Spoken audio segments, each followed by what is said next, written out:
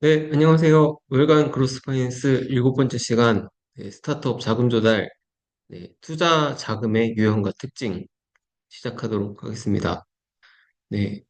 저희가 그동안에 관리액이나 뭐 이런 관리 측면을 얘기를 하다가, 이번부터는 이제 투자 얘기를 좀 시작해 보도록 하겠습니다. 일단 자금 조달이 필요한 경우, 스타트업들이 이제 자금이 얼마나 필요한지, 뭐, 그것들을 어떻게 조달할지, 이런 얘기를 좀 시작하려고 하는데요. 보통 스타트업들이 자금 조달 전략을 수립하는 절차는 첫 번째는 당연히 계획이 필요로 하게 됩니다. 그래서 소요 자금이 용도, 시기, 규모, 이런 것들에 대해서 파악하는 절차를 필요로 하게 되고요. 여기에 있어서 일단 이런 자금이 필요하더라도 만약에 우리가 단기적으로 돈이 충분하다, 아니면 중장기적으로 조달이 충분히 가능하다라고 한다면 이런 자금을 추가로 조달하거나 이럴 필요가 없을 수도 있습니다. 그래서 우리의 자금 상황이 어느 정도 있는지에 대해서 자금 수집 계획이나 현황을 체크해 보는 거. 네. 근데 만약에 이제 이렇게 저희가 테스트를 해봤는데 그래도 자금이 좀 부족하다라고 하는 경우가 생기게 되겠죠. 그러면 자금의 조달 방법을 결정하고, 그 다음에 그 어떤 방법들이 있는지에 대해서 옵션들에 대해서 저희가 검토를, 장단점 분석을 하고 이제 어떤 시기에, 또 얼마 정도의 규모로요? 그다음에 뭐 금리 같은 것들이 어떻게 해결이 될지 등을 이제 검토를 해서, 어떤 방법이 가장 좋은지를 검토하는, 절차를 진행을 하게 됩니다. 이때 이제 만약에 지금 우리가 빌리는 시기가 금리가 너무 높다. 좀 금리가 좀 안정되면 빌리면 좋겠다라고 하는 자금 시장 같은 것들에 대한 판단도 좀 필요할 수도 있고요. 그다음에 저희가 뭐 대출하던, 투자 자금을 받던 일종의 IR이라고 부르는 기업 공개 자료에 대한 작성도 좀 필요로 하게 됩니다.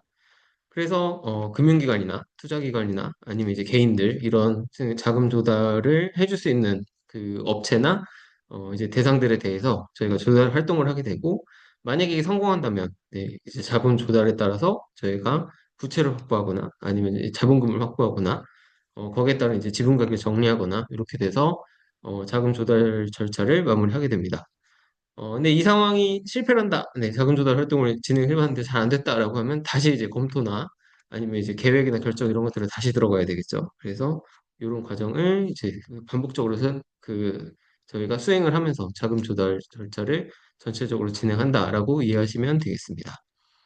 자, 일단 저희가 오늘 이제 하고자 하는 얘기는 근데 우리가 이런 이제 소중한 자금을 조달하는 방법들이 이제 여러 가지가 있는데 그런 자금 조달 방법이 뭐가 있는지, 그다음에 이제 각 주요 자금 조달 방법에 대해서 특징들이 어떤 것들이 있는지에 대해서 좀 얘기를 해보고자 합니다.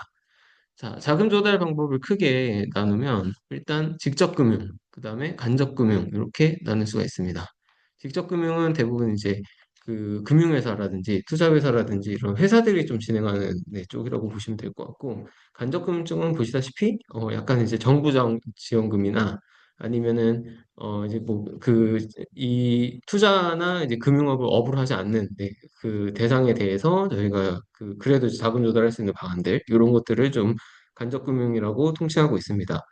일단 간접금융 쪽을 보면 이제 중소벤처 창업자금, 그래서 가장 대표적인, 누구나 한 번쯤 떠올릴 만한 이제 스타트업 자금은 사실 기보 신보 이런 이제 빌려주는 돈들이죠. 정부가 보증하고 이제 기업들이 그 정부의 보증을 통해서 담보 없이 신용대출로 빌리는 자금들이 있을 거고, 중기부도 이런 것들을 이제 진행하고 있습니다. 그래서 이런 자금들을 좀 초기에 스타트업들이 안착할 수 있도록 빌려주는 자금들, 그 다음에 뭐 신기술 지정 지원, 경영안전 자금, 뭐 구조개선 자금, 여러 가지 종류의 정부 지원 자금들이 운영이 됩니다.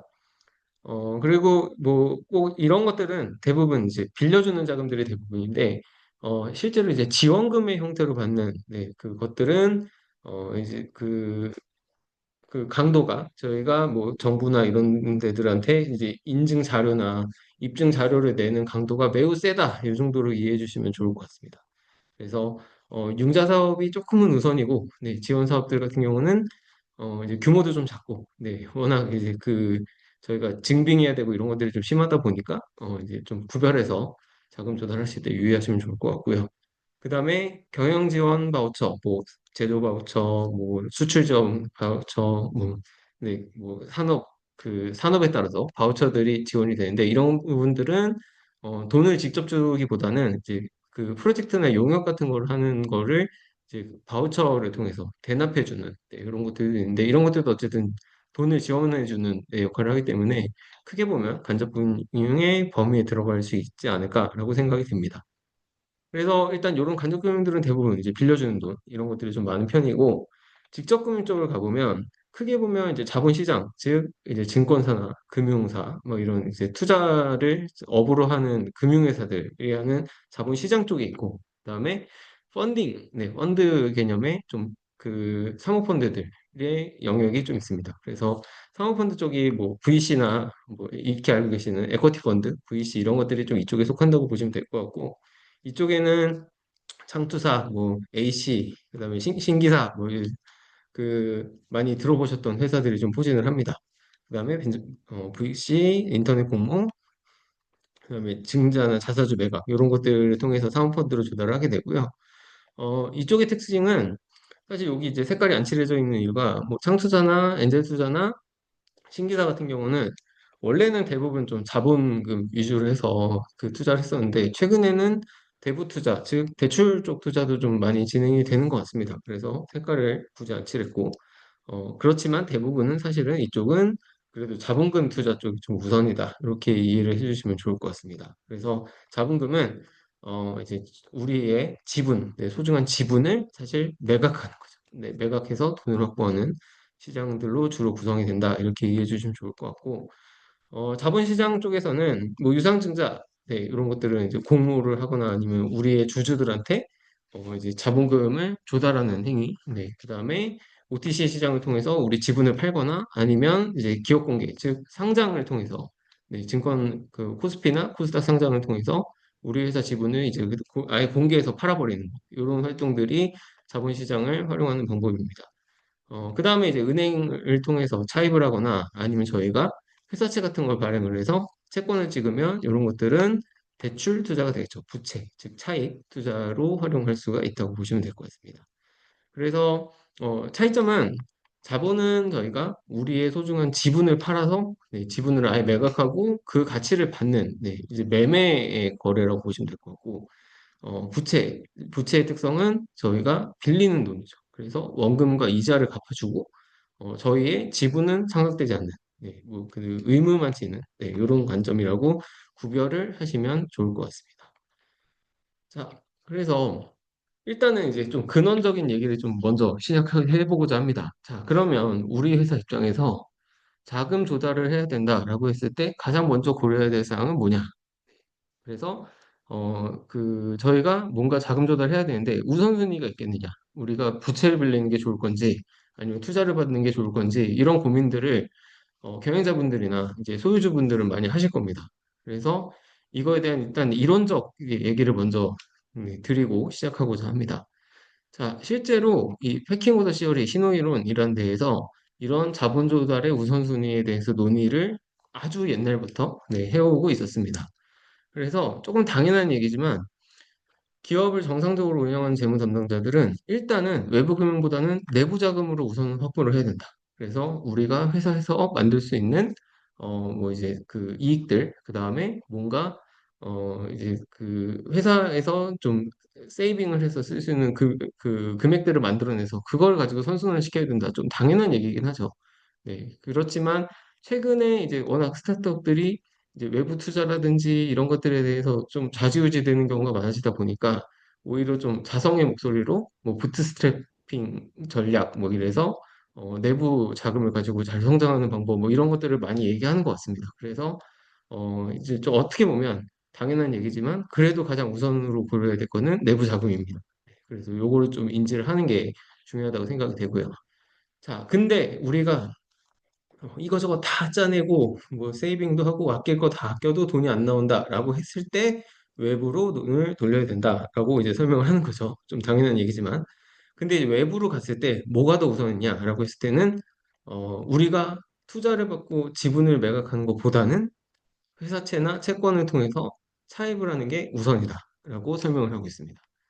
네, 그래서 이게 왜 그러느냐 그렇게 이제 설명을 하냐면 간단하게 예를 들자면 저희가 이제 누군가가 삼성전자 주식을 산다고 생각해 보겠습니다. 자, 삼성전자 주식을 사시는 분은 예금 이자, 즉 이제 금리, 네, 우리가 그냥 예금을 맡겼을 때 받는 이자보다는 수익률이 높을 거라고 생각을 하고 삼성전자를 사실 겁니다. 네, 당연한 얘기겠죠. 만약에 예금까지밖에 투자 수익률이 안 나온다라고 한다면 주식을 사실 분들은 거의 없을 겁니다. 근데 위험도만 있고 수익성은 좋지 않으니까 대부분의 주식을 사시는 분들은 네, 그거보다 훨씬 더 높은 수익, 뭐 20%, 30% 혹은 뭐 더블 뭐 이렇게 보고 가시는 거죠. 그래서 이거는 위험도가 높은, 네, 기대 수익률이 높은 자금입니다. 그걸 이제 거꾸로 대입해 보면, 자, 우리가 회사를 운영하는 데 있어서 우리의 지분을 사시는 투자자들, 뭐 A씨가 됐던 V씨가 됐던 아니면 개인 투자자들이 됐던 이런 분들이 우리 회사한테 금리만 바라고 투자하시진 않을 겁니다. 네, 내가 넣은 돈은 두 배, 세 배가 돼서 돌아와야 돼라고 생각을 하시고 넣는 경우가 대부분이라는 거죠. 그러다 보면 이 지분증권을 파는 이 투자자들은 기대 수익률이 되게 높은, 네, 아주 위험도가 높고 관여도가 높은, 네, 그 투자자라고 보시면 됩니다. 네, 그래서 그 자본의 속성상 오히려 빌리는 게 훨씬 더 이제 소유주나 운영자 입장에서는 더 우선순위가 높은 자금이라고 되겠죠. 자, 근데 스타트업들은 보통 투자 얘기를 하지, 이제 차임 얘기를 잘 안 하게 됩니다. 그 이유는, 일단은 잘 안 빌려주기 때문이죠. 네, 우리가 담보도 없고, 뭐, 아직까지 대내외적으로 설명할 수 있는 뭐, 재무적 성과라든지 이런 것들이 좀 부족하다 보니까, 네, 차입이 잘 안 돼서 이제 자본금을 저희 지분을 매각하는 투자를 알아본다라고 이해하셔야 되는 거지.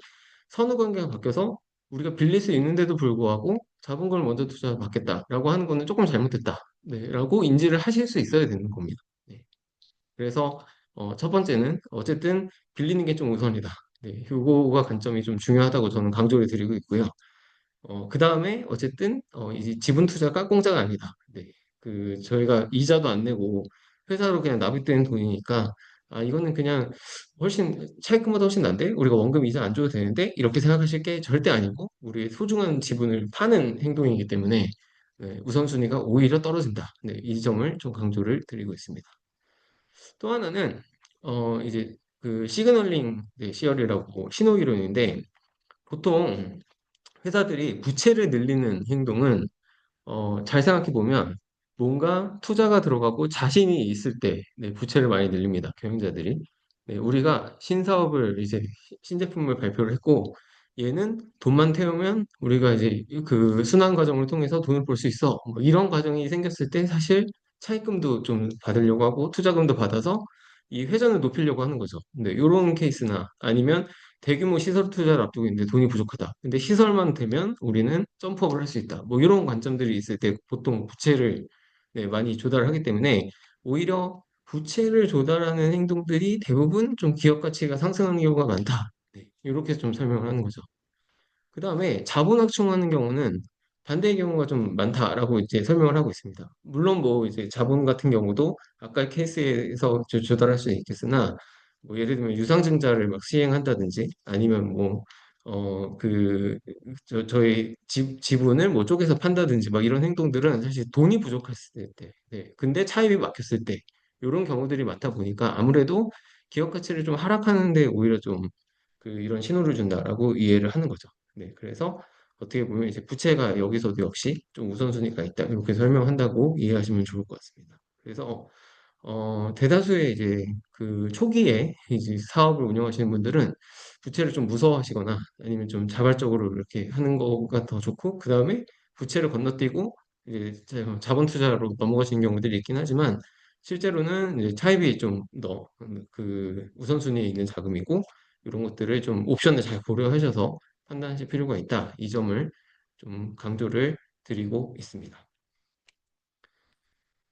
자, 그러면 이제 옵션별로 좀 살펴볼 건데, 첫 번째, 이제 저희가 자본금을 이제 한다, 네, 자본금을 조달한다라고 했을 때, 가장 누구나 그 창업주들이 원업이는 당연히 이제 상장 같은 걸 생각을 하시겠죠. 그래서, 자, 우리가 이제 생각만 해도 좋다.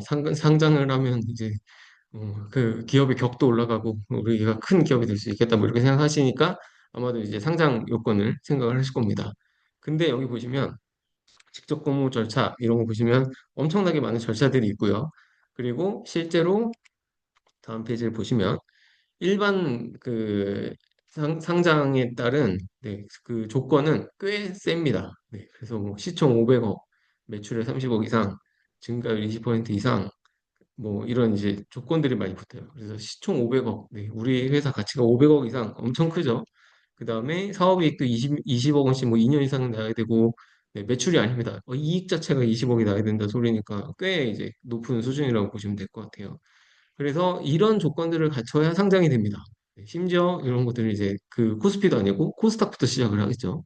네, 그래서 거래소 등록 자체가 좀 어렵다 보니까 스타트업들이 이제 상장하는 데 있어서 이게 눈높이 그 문턱이 좀 높다라고 인지를 하다 보니까 이런 이제 스타트업들을 봐주기 위해서 네, 어느 정도 기술력은 있는데 성장 속도를 빨리 가져가고 싶어 하는 스타트업들을 위해서 기술 특례 상장이라는 거를 적용하고 있습니다.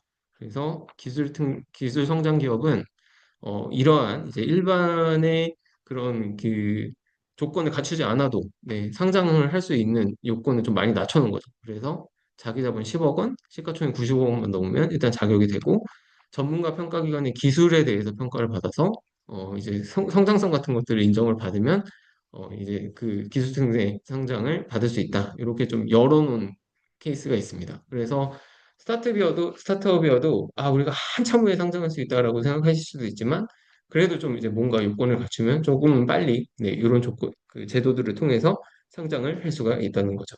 네. 자, 근데 이제 문제는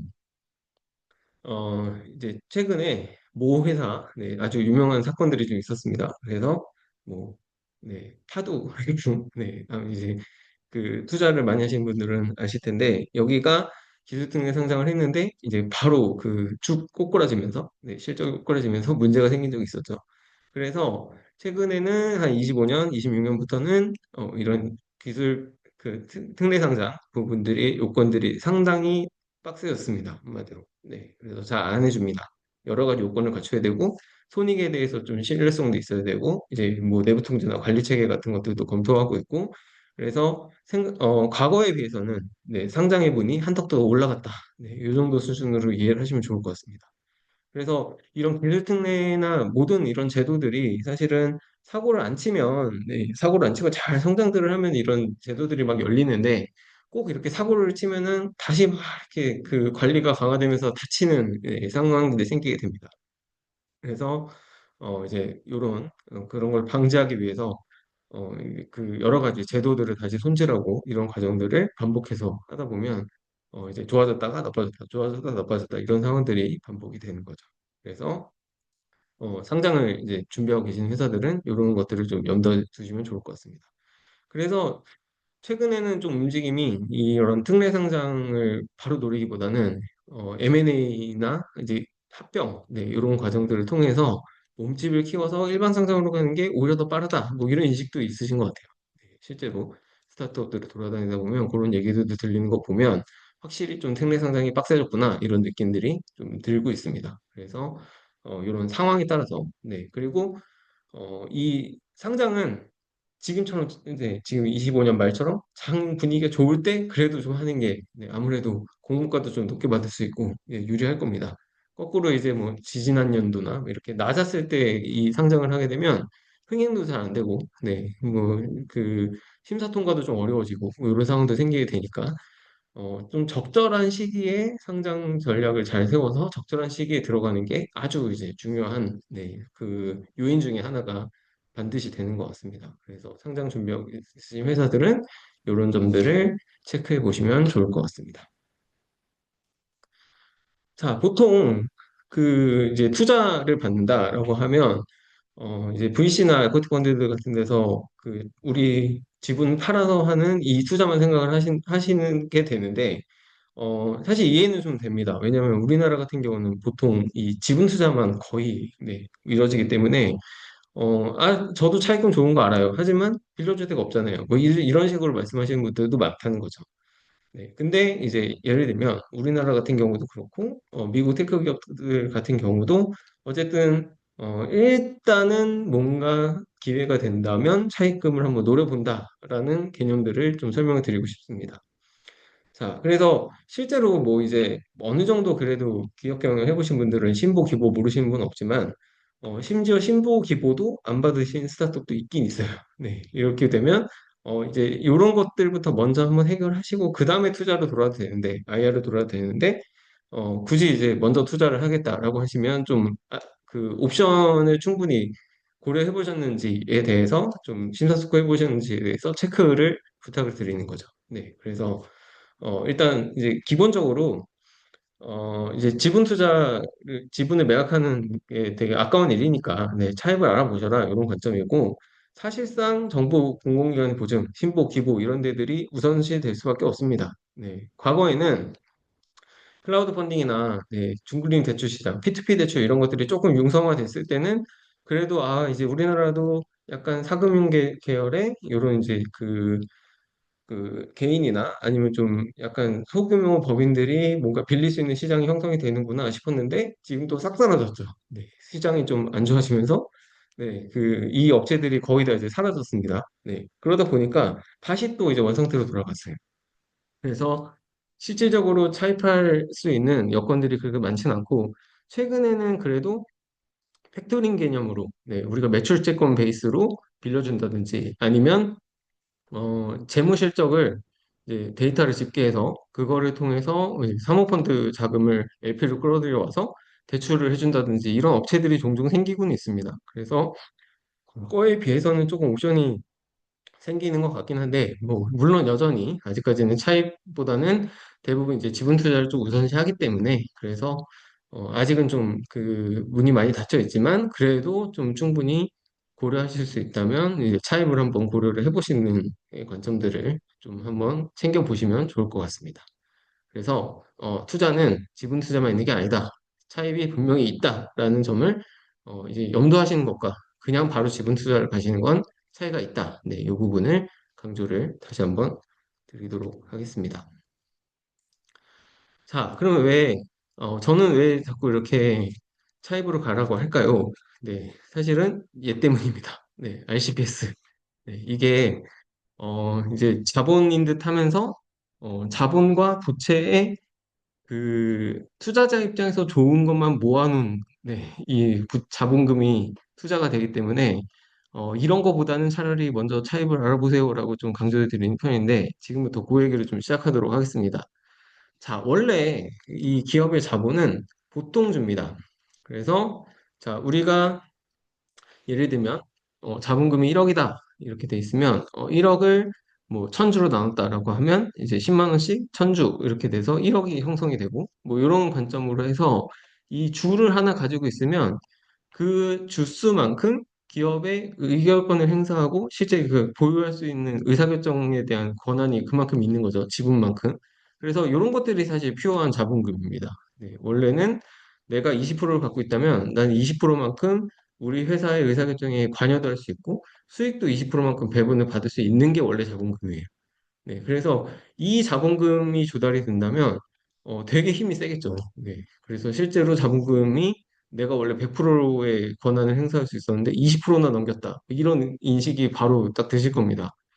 자, 근데 이제 이런 것들을 우선주 아니면 이런 종류 주식 뭐 이런 걸 통해서 좀 자본의 속성을 조금 변환해서 투자를 많이 이제 융성화하기 위해서 이런 이제 그 약간의 그, 그 특성이 달라지는 자본금들이 생기게 됩니다. 그래서 맨 첫 번째는 우선주입니다. 네, 그래서 우선주는 배당이 생겼을 때 보통주보다 먼저 받아요. 네, 그 다음에 회사가 망했을 때 청산에 대한 권리. 뭐 예를 들면 우리 회사가 망했는데 이 그 건물을 팔아서 이제 주주들한테 돌려주겠다라고 했을 때 우선주가 먼저 받습니다. 네, 그래서 이런 이제 그 장점을 가는 대신에 일격권이 없어요. 네, 일격권을 안 줘서 경영에는 참가하지 못하도록. 네, 그래서 이제 돈은 필요한데 우리가 그 뭔가 약간 이제 약간의 부채 성격이 있는 거죠. 그래서 자본금이긴 한데 일격권 안 주고 그냥 수익이라든지 청산권에 대한 배당만 먼저 줄게. 네, 이 권리만 먼저 줄게라고 하는 게 우선주입니다. 그래서 여기까지는 그래도 자본이에요. 확실하게 그래도 이제 자본적 성격이 있고 우리가 잘 됐을 때 돈을 주는 거고 아니면 아예 망했을 때 청산해 주는 거지. 뭐 저희가 확정적으로 원금을 돌려준다거나 이자를 줘야 된다거나 이런 의무감을 가지진 않기 때문에 여기까지는 확실한 자본입니다. 문제는 그 밑에 것들, 네, 전환사채, CB, 신주 인수권분사채, VW, 그 다음에 RCPS 얘네들이 문제가 됩니다. 자, 전환사채는 주식으로 전환할 수 있는 선택권이 붙어 있는 채권입니다. 네, 무슨 얘기냐면 원래 채권이라서 원래는 빌린 돈이에요. 근데 상황에 따라서 나는 이거를 자본으로 변경하고 싶어라고 하면 자본으로 변경해 줘야 됩니다.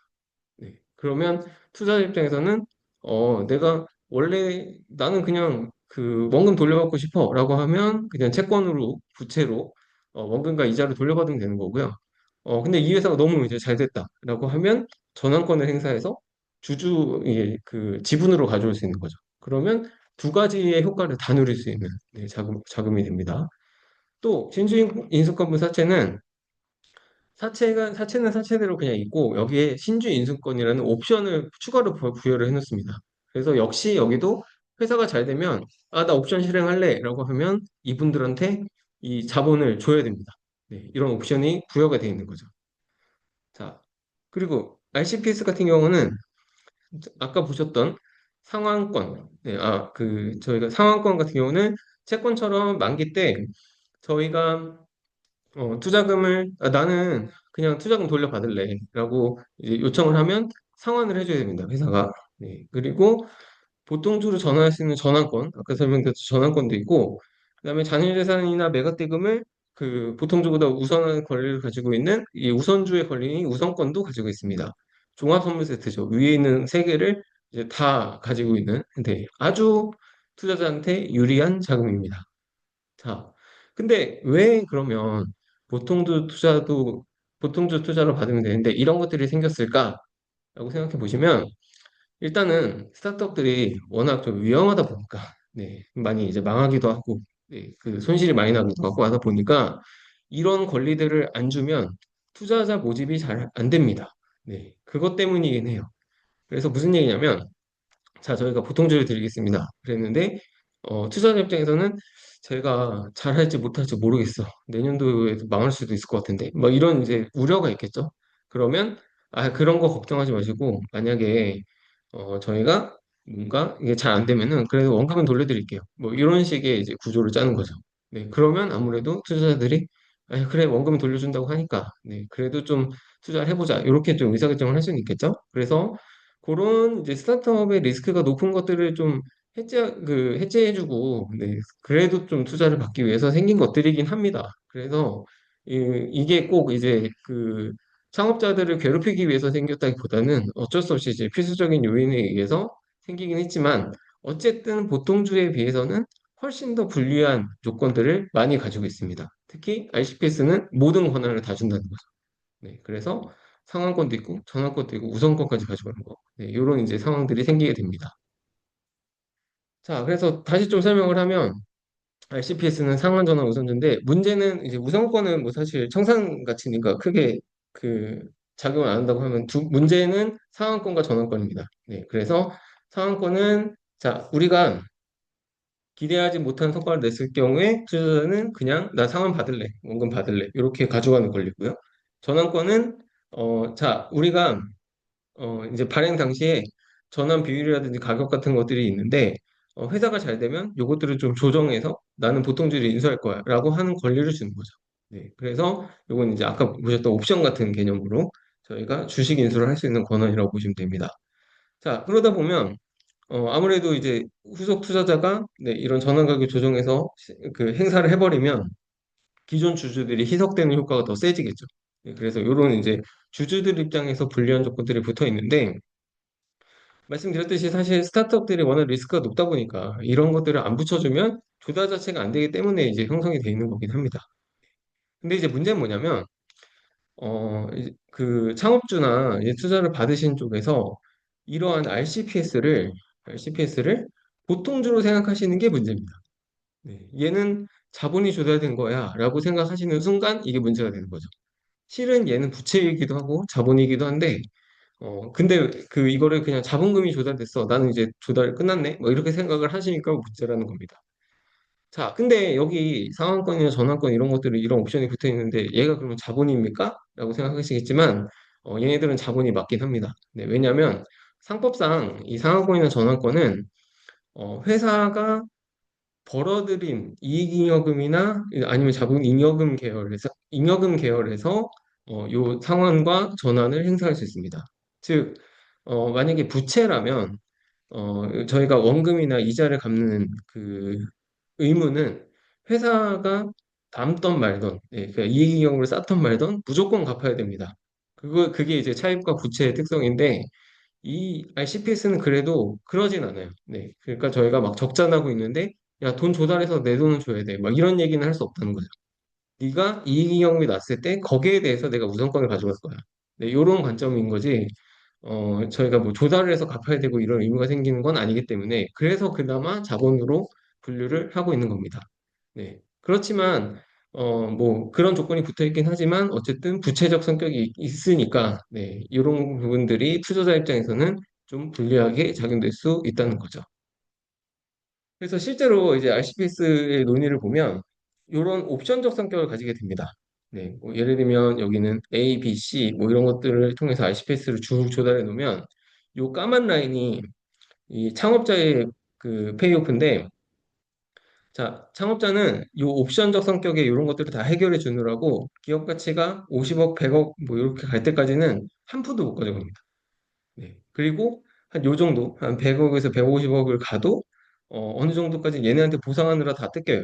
네. 그래서 뭐 200억, 300억 올라가기 시작하면 그때부터는 이제 창업자가 이 투자 받아서 성장하는 효과를 누릴 수가 있는데 그 전까지는 오히려 이제 이 투자자들 배만 불려주는 네, 이런 상황들이 좀 생기게 됩니다. 그래서 창업주 입장에서는 사실 이 RCPS를 쓰는 게 이 앞단의 이 부분을 다 포기하는 상황이 되는 거죠. 그래서 근데 만약에 이 일반적인 보통주다라고 한다면 요 기간이 없어지고 네, 그냥 쭉 올라갑니다. 대신에 내 지분만 포기하면 되는 거죠. 그럼 그 부분만큼만 저희가 매각한 부분만큼만 포기하는 구조기 때문에 요 꺾이는 부분이 없습니다. 네, 그냥 같이 쭉 올라가는 거죠. 그래서 그 차이가 분명히 있다라는 점을 인지를 하셔야 돼요. 그리고 이제 미국의 연구 같은 거를 보면은 이 RCPS를 통해서 이게 조달을 하면 기업 가치가 한 48% 정도 과대평가된다. 네, 뭐 이렇게까지 좀 심하게 나오는 결과들도 있습니다. 자, 그래서 이 RCPS가 일단 보통 주보다는 확실히 불리한 자금이다. 이런 것들을 좀 인지를 하고 계셔야 이제 이런 것들을 좀 막을 수가 있는데 문제는 이 RCPS 발행 현황 이런 것들을 통계를 보면 우리나라는 대부분이 RCPS라는 게 더 문제인 거죠. 네. 그래서 보통주로 어떤 때는 우리가 좀 우위에 있을 때는 보통주로 조달할 수 있는 것임에도 불구하고 모든 VC나 이코티 펀드들이 그냥 ICPS를 들이밀면 아 그냥 다들 그렇게 하니까 우리도 그렇게 하나 보다라고 받으시면 안 된다는 겁니다. 네. 뭔가 좀 따져봐야 된다는 거죠. 아 그러면 그만큼 우리가 가치를 좀 이제 더 받든지 아니면 지분 관점에서 좀 네, 그런 것들을 좀 유리하게 받는다든지 네. 물론 조달이 안 돼서 RCPS를 받으셔야 되는 상황은 어쩔 수 없겠으나 뭔가 자, 우리 회사가 우위에 있는 상황이다라고 한다면 한 번쯤은 생각해 볼 수 있는 과제다. 네, 한 번쯤은 생각해 볼 수 있는 아젠다다라는 점을 다시 한번 강조를 드리겠습니다. 자, RCPS는 문제가 되는 게 또 하나 회계 처리상에서 문제가 되는 경우들이 있는데 K갭에서는 그냥 자본으로 인식하기 때문에 사실은 큰 문제가 없는데 IFRS로 가는 순간 문제가 됩니다. 네. 근데 IFRS로 가는 회사는 상장 회사는 일단 기본적으로 IFRS로 가겠죠. 그 다음에 금융회사도 이제 금융을 뭔가 업으로 들어가는 회사들은 IFRS로 전환을 해야 됩니다. 이 경우에는 자, 전환 가격 조건이 있거나 아니면 이제 상환 청구권을 보유한 경우는 다 부채입니다. 네. 그래서 사실상 전환 상환 우선주, 즉 RCPS 속성상 이 두 가지 권리들은 하나라도 붙어 있기 때문에 RCPS는 사실상 부채로 분류된다라고 인지하셔도 크게 다르지 않아요.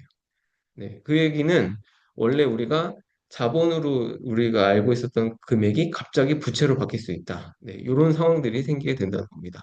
그래서 아주 유명한 케이스가 있었죠. 네, 토스가 이제 상장을 앞두고 IFRS 전환을 해야 되는데 이 RCPS 부분들이 자본에 있다가 부채로 다 바뀌면 상장 요건인 부채 비율을 못 맞추는 경우가 생겨버렸습니다. 네, 그래서 원래는 부채 비율이 뭐 200%, 300%밖에 안 됐었는데 IFRS로 바뀌면서 뭐 600%, 700% 수준으로 올라가 버린 거죠. 네, 그러면 상장 요건에 못 맞춰지니까 상장이 안 됩니다. 네, 이런 상황들이 생길 수 있다는 거죠. 그래서 토스는 그때 어떻게 했냐면 RCPS를 다 다시 매입해서 네, 보통주로 전환해 주거나 아니면 이제 매입하거나 네, 이렇게 해서 이 RCPS 처리를 하고 이제 그 다음 과정을 진행을 했습니다. 네, 이 과정에서 돈이 어마어마하게 많이 들어갔겠죠. 네, 그래서 이런 상황들이 분명히 생길 수 있다. 그래서 상장을 앞두고 있는 회사들은 이 RCPS에 대해서도 어떻게 할지에 대해서 좀 대책을 가지고 있으셔야 됩니다. 자, 저희는 상장 안 할 겁니다. 그냥 K그룹을 할 겁니다. 그러면 여기는 네, 우선주 자본금, 네, 이런 자본금의 계정으로 처리가 되고 실제로 이제 그 상환을 실행하거나 보통주 전환하거나 이런 과정들을 통해서 K기업에서는 처리가 아직까지는 가능합니다. 그래서 요거는 이제 상장의 요구에 따라서 이제 SCPS가 부채로도 갈 수 있다라고 하는 것들을 인지하시는 것 정도 수준에서 이해를 하시면 좋을 것 같습니다. 자, 이제 사이프를 좀 얘기를 해보고 싶은데요. 일단 자, 머리 아프다. 진짜. 뭐, 예를 들면 투자를 받는 데 있어서 지분 가치를 매기려고 했더니, 지분 투자를 받으려고 했더니, 자, 우리한테 10억 밸류를 주면서 10% 내놓을 테니까 1억만 주고 10% 내놔라. 막 이렇게 하는 경우도 생기게 되고요. 근데, 넌 그렇게 우리 회사 그 싼 가격에 팔고 싶지 않은데, 뭐 이런 논의도 생기게 되고, 아니면 아까처럼 저희가 자본 투자 받으려고 했는데, 그냥 RCPS부터 들이밀고, 나 별로 마음에 안 드는데, 이런 상황들이 생기겠죠. 그랬을 때 지금 조건부 인수계약, 이 세이프라고 부르는 방법도 한번 고려해 볼 수가 있습니다. 그래서 여기는 사실 가치 문제가 더 있긴 한데 기업 가치 산정이 이제 소유주랑 투자자랑 이 기업 가치에 대해서 평가하는 기준이 좀 다르다 보니까 창업 초기 기업한테 우선 일단 투자하자. 우리 가치 매기지 말고 투자를 하고 향후에 기업 가치가 결정이 되면 그거를 가지고 우리가 배분을 해보자. 이런 방식이라고 보시면 됩니다. 그래서 실리콘밸리에서 시작되었고 우리나라에도 2020년도에 법 규정이 규정이 됐는데 실질적으로는 뭐 여러 가지 이제 제도 개선 뭐 이런 걸 하다가 2024년, 2025년부터 실제 설정되는 펀드들이 많이 생기기 시작했습니다. 네, 그래서 원래는 거의 없었다가 이제 최근에 좀 많이 보이기 하는 것 같아요. 네, 그래서 이제 우리나라도 이거 할 수 있다. 근데 제가 알기로는 이게 뭐 방식의 문제라기보다는 법률적인 부분이랑 세무적 부분에 대한 리스크랑 아젠다들이 해지가 잘 안 돼가지고 그런 거 논의하는 시간이 되게 많이 걸렸다고 알고 있습니다. 뭐 어쨌든 지금은 좀 그런 것들이 정리가 되면서 이 사이프 투자도 어느 정도 벌어지고 있습니다. 자, 장점은 기업 입장에서는 나는 형편없는 가격으로 밸류에이션 매기는 거는 원하지 않는다. 네, 라고 했을 때, 이제 그 밸류에이션 때문에 투자 협상 절차가 길어지는 경우를 이제 막을 수가 있습니다. 그래서, 우리는 밸류에이션 하지 말고 그냥 갑시다. 그 다음에 저평가, 내가 생각하는 것보다 너무 평가가 낮게 돼서 평가되는 거 싫어요. 이랬을 때도, 이제 요것들을 해지할 수가 있죠. 네, 이 방식은 이제 밸류에이션을 안 하는, 네, 초기에는 안 하는 방식이기 때문에 그래서 투자자도 역시 내가 생각했을 때는 그 소유자가 생각하는 그 밸류에이션은 너무 터무니가 없는데 이런 것도 이제 거꾸로 생각했을 때 뭐 그런 것도 막을 수가 있고요. 그 다음에 기업 가치가 올라도 어쨌든 나는 그 일정 수준의 지분을 확보할 수 있는 상황이 되기 때문에 둘 다 이제 좀 유리한, 네, 둘 다 장점이 좀 있는 방법이라고 보시면 되겠습니다. 그리고 이 방법의 최대 장점은 어쨌든 이 밸류를 협상을 안 해도 되기 때문에 빠르다는 게 제일 장점이에요. 네, 빨리 이제 투자를 받고 빨리 진행하자라고 했을 때 이제 장점이 있는 방식이 가장 중요한 요인이라고 보시면 되겠습니다. 자, 그러면 어떻게 하길래 이제 밸류도 설정을 안 하고 투자를 받느냐? 자, 현재 상태에서는 기업 가치를 미정을 하고요. 투자금만 일단 정합니다. 우리 한 10억쯤 받기로 하자. 여기에 두 가지를 벌어요. 밸류 캡은 200억이고 할인율은 20%다. 이렇게 두 개를 버는데 두 가지만 정하면 됩니다. 자, 밸류 캡은 기업 가치 산정을 할 때 상한선 역할이라고 하고요. 할인율은 기업 가치의 80% 기준으로 지분율을 산정하는 역할을 한다. 이렇게 일단 이해를 하겠습니다. 자, 요거는 이제 케이스로 넘어가서 직접적으로 계산을 한번 해보면 됩니다. 자, 그래서 현재 매겼고, 특정 시점 이후에 요거를 평가하는 시점을 정해서 계약을 합니다. 그래서 뭐 예를 들면 한 2년 후쯤에, 2년 후의 미래에, 실제로 가봤더니, 저희가 밸류캡을 200억으로 씌웠는데, 실제로 100억인 케이스가 있고, 300억인 케이스가 있을 겁니다. 네. 그래서 먼저 이제 잘 됐을 때를 보면, 자, 우리가 밸류캡 200억을 씌웠는데, 300억 원이 됐다라고 한다면, 투자금 10억 원으로 지분율 5%를 무조건 줍니다. 네. 그래서 이 5%를 무조건 주는 계약 받기 때문에 이게 300억이 되던 400억이 되던 500억이 되던 네, 이 밸류캡 적용으로 그 200억 원의 10억에 해당하는 5%는 무조건 주는 거죠. 네. 그러니까 밸류캡이라고 300억이 되든 400억이 되든 나의 밸류는 200억이다라고 생각을 해서 10억을 투자했으니 5%를 내놔라고 할 수 있는 겁니다. 그래서 그러면 이게 1,000억이 돼도 5%를 받으니까 엄청 좋겠죠. 네. 그러면 이제 그 기업 입장에서도 1,000억 됐으니까 좋고 이 사람 입장에서도 5% 확보했으니까 좋고 네, 이런 상황이 생기게 됩니다. 자, 근데 만약에 잘 됐을 땐 그런데 안 됐어요. 네, 200억보다 안 됐다. 100억밖에 안 됐다라고 한다면 이때는 일단은 투자금은 10억을 줬는데 어쨌든 이때도 좀 이 사람 입장에서는 그 투자자 입장에서는 그래도 좀 유리한 조건을 줘야 되니까 이때 할인율을 적용을 합니다. 20%. 그래서 원래는 100억인데 100억에 10억을 우리가 투자금으로 받으면 10%만 받아야 되는데 20% 할인율을 적용해서 12.5%를 줘요. 네. 그래서 조금은 그래도 페이버, 네, 요 20% 정도는 더 줄게. 네, 이런 관점으로 지분율을 챙겨주는 겁니다. 그러면 역시 투자자 입장에서는 그래도 내가 10%를 이제 확보하는 것보다는 12.5% 확보해서 그나마 좀 낫고, 그 다음에 이제 그 기업 입장에서는 이제 그 원래대로 했으면은 훨씬 더 지분을 많이 뜯겼거나 아니면 돌려줬어야 됐거나 이랬었을 텐데 그런 것들 없이 일단 자금 조달이 돼서 100억까지 왔으니까 그래서 기업 입장에서도 그렇게 나쁘지 않은 네, 상황이 생기게 됩니다. 그래서 이제 둘 다 어느 정도 그 니즈를 맞출 수 있는 상황이라고 보시면 될 것 같아요. 자, 그러면 이제 앞서서 CPS처럼 얘네의 회계 처리는 어떻게 될까요? 이것도 궁금하시겠죠? 네, 그 사이프의 투자를 받은 금액의 회계 처리는 일단 IFRS는 부채입니다. 그리고 K갭은 아직 결정되지 않은 걸로 나오고 있어요. 네, 그래서 부채인지 자본인지 아직은 확실하지 않다. 근데 부채를 추천한다라고 좀 대부분의 회계사들이 말하고 있습니다.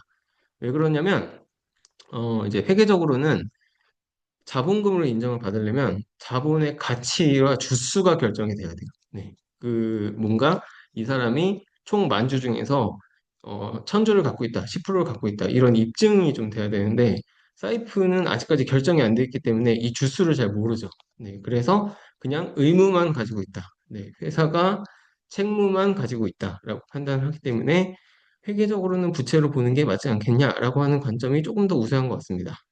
근데 거꾸로 부채처럼 원금과 이자에 대해서 상환에 대한 의무는 없거든요. 그래서 요것 때문에 그래도 자본으로 봐줘야 되는 거 아니냐라고 하는 그렇게 주장하는 네, 이제 그 대상들도 있습니다. 그러다 보니까 아직은 K기업에서까지는 꼭 부채로 잡아야 된다라고 얘기하고 있는 것 같지는 않아요. 근데 IFRS에서는 네, 부채로 인식을 하고 있고 이제 그 부채 차입 자산이기 때문에 이제 시가평가도 해야 되는 부채가 됩니다. 네, 그래서 이런 것들은 회계적으로 한번 생각해 보시면 좋을 것 같습니다. 자, 이렇게 진행했었고요. 간단하게 좀 오늘 얘기했던 것들을 정리를 해보면 네, 저희가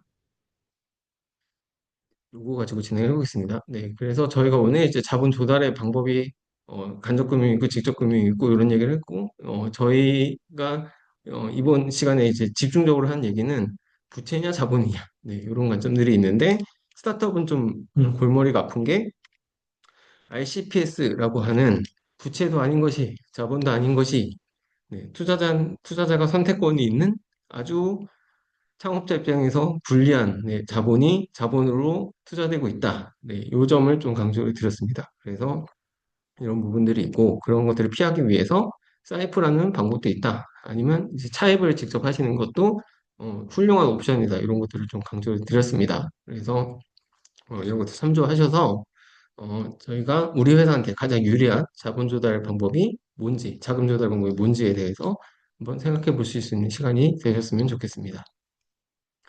자, 크로스 파이낸스 일곱 번째 시간 자금 조달 기초 자금의 특징 및 종류 및 특징에 대해서 한번 정리를 해봤습니다. 자, 그러면 월간 크로스 파이낸스 다음 시간에도 좋은 컨텐츠를 가지고 다시 찾아뵙도록 하겠습니다. 네, 들어주셔서 감사합니다. 안녕.